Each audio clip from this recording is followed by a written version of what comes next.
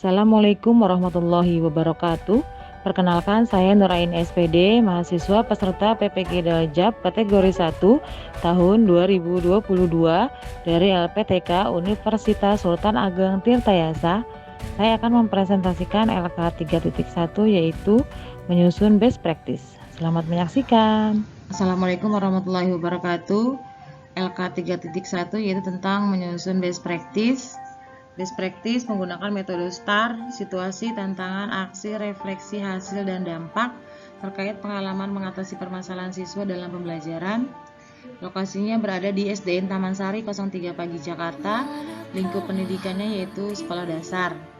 Tujuan yang ingin dicapai adalah meningkatkan hasil belajar siswa pada mata pelajaran matematika, yaitu materi perkalian di kelas 2, dan mengoptimalkan penggunaan IT dalam pembelajaran. Penulisnya adalah saya sendiri, Nurain SPD.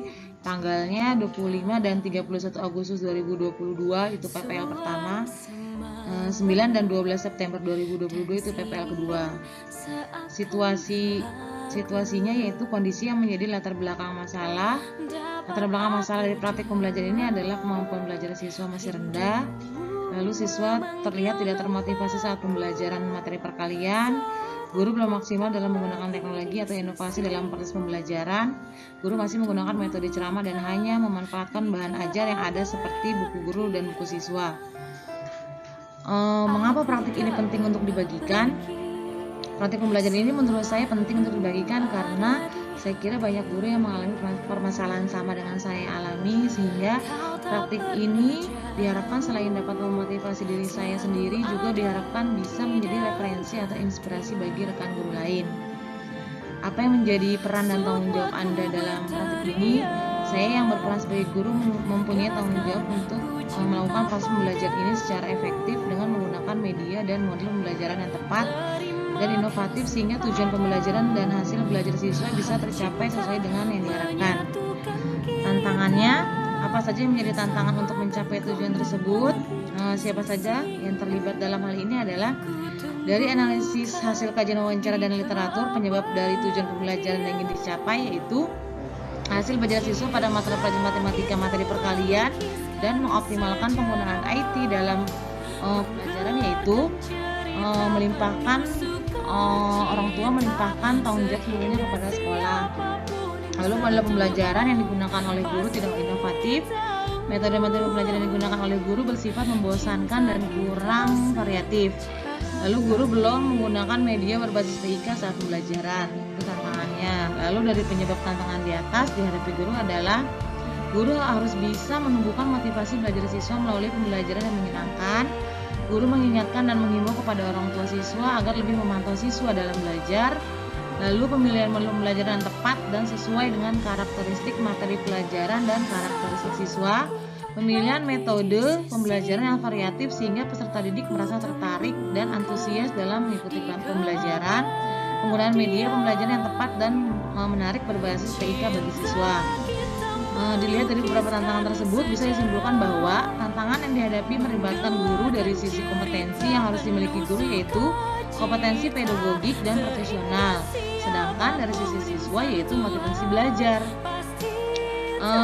Yang terlibat dalam hal ini adalah guru, siswa, orang tua, teman sejawat, dan kepala sekolah. Itulah tantangan-tantangannya yang dihadapi. Lalu aksi, langkah-langkah apa saja yang dilakukan untuk menghadapi tantangan tersebut? Langkah-langkah yang dilakukan adalah satu, pemilihan media pembelajaran. Yang kedua adalah pemilihan metode pembelajaran variatif. Yang ketiga, pemilihan model pembelajaran. Jadi ada dua model pembelajaran yang saya gunakan, yaitu cooperative learning tipe TGT, tips games turnamen. Sintaknya adalah fase 1 yaitu tahapan menyampaikan informasi, fase 2 pembentukan tim atau pengorganisasian kelompok, tahap 3 tahap permainan atau games, fase 4 tahap pemberian penghargaan kelompok.